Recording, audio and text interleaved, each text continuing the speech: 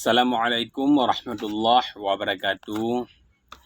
Sahabat Iko Anwar Sanusi, berjumpa lagi dengan saya yang sudah lama tidak saya membuat video dalam ada 1-2 hal.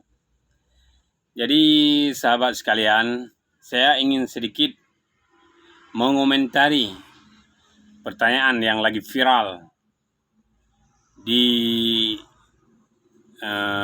tes wawasan kebangsaan yang lagi viral di media, yaitu di ibu kota. Yaitu pertanyaannya, pilih Pancasila atau pilih Al-Quran. Jadi sebagai seorang Muslim, tentu jawaban saya akan menjawab pilih Al-Quran. Karena Al-Quran kita ketahui bahwa tidak ada keraguan baginya.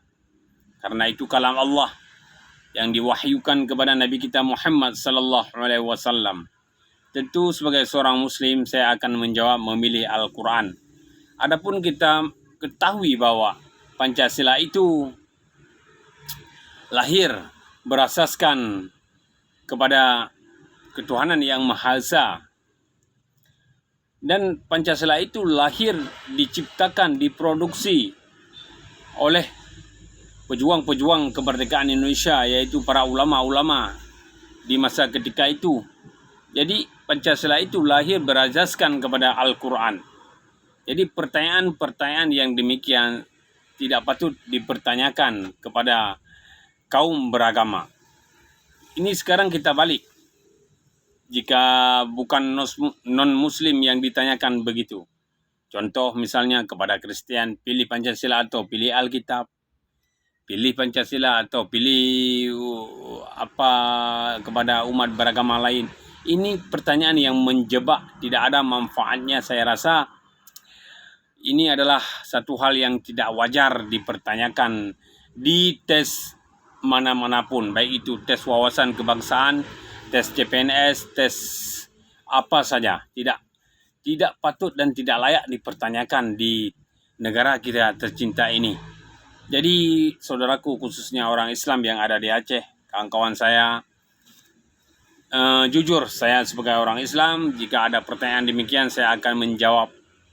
Saya akan memilih Al-Quran, karena Al-Quran tidak ada keraguan baginya. Sementara Pancasila, baik itu Undang-Undang Dasar, itu adalah ciptaan manusia yang sedari bisa dirubah-rubah atau tidak dijalankan sesuai dengan yang berada dalam Pancasila atau undang-undang itu sendiri. Jadi tidak perlu ada keraguan bagi kita orang Islam untuk menjawab memilih Al-Quran. Karena sebagai orang Islam, kita ketahui bahwa semua hukum hakam sudah tertulis dalam Al-Quran. Karena itu adalah wahyu yang diturunkan kepada Nabi kita Muhammad sallallahu alaihi wasallam. Jadi tidak ada keraguan baginya. Dan kepada kawan-kawan saya yang masih belajar, anak-anak kuliah, adik-adik mahasiswa yang masih belajar, jikapun Anda nanti menjadi orang yang besar, orang yang hebat, jadi pejabat atau apa, tidak perlu ada keraguan pada Anda untuk menjawab pertanyaan-pertanyaan menjebak yang demikian. Dengan memilih Al-Quran bukan berarti kita tidak Pancasila. Dengan memilih Al-Quran bukan berarti kita radikal. Dengan memilih Al-Quran bukan berarti kita tidak mencintai negara kesatuan Republik Indonesia ini.